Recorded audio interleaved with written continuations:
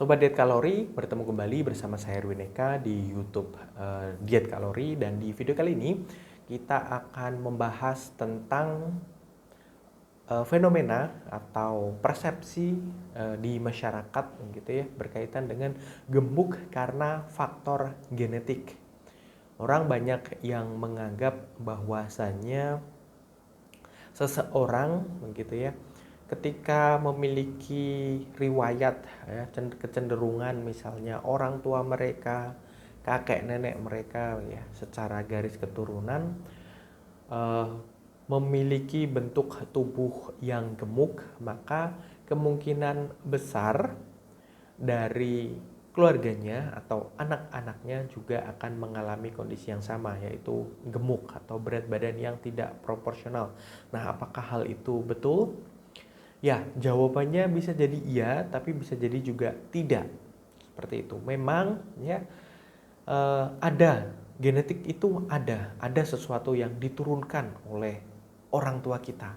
Kita tidak serta-merta lahir ke dunia ini 100% seperti orang baru yang tidak terus kemudian meneruskan sesuatu atau melanjutkan sesuatu atau ada yang kita bawa dari orang tua kita.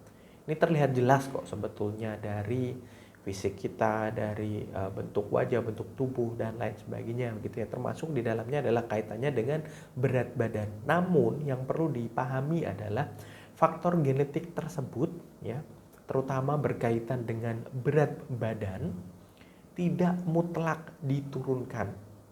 Ya, artinya kita punya kesempatan besar untuk kemudian mengubah pola itu jika mungkin ya kita berada di garis keturunan yang mengalami kondisi kegemukan. Tidak lantas otomatis kita juga akan fix mengalami kegemukan, atau jika saat ini kita mengalami kegemukan, kita tidak terus kemudian seumur hidup berada dalam kondisi seperti itu. Kita bisa berubah.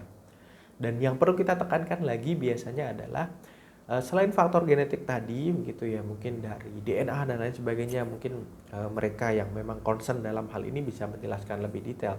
Tetapi gaya hidup juga, dan itu peluangnya juga sangat besar begitu ya. Jadi dari kandungan sekalipun begitu ya, ketika ibu kita memiliki gaya hidup yang dimana mengkonsumsi makanan-makanan dengan jumlah kalori yang tinggi ya, nanti akan dibawa ya dari kita lahir begitu ya, terus kemudian ketika kita disusui, ketika kita tumbuh berkembang mengalami pola makan yang sama, diajarkan porsi makanan ya, dicontohkan dan kita tiru, dan itu jauh lebih berpeluang dibanding faktor genetik sebetulnya. Tetapi genetik juga memiliki pengaruh, cuman tidak signifikan dan tidak mutlak. Sekali lagi, kita tidak terus kemudian ketika riwayat keluarga banyak orang gemuk, maka kita dipastikan akan gemuk dan selamanya gemuk. Tidak seperti itu. Tapi ada peluang untuk terus kemudian menurunkan berat badan yang kita miliki.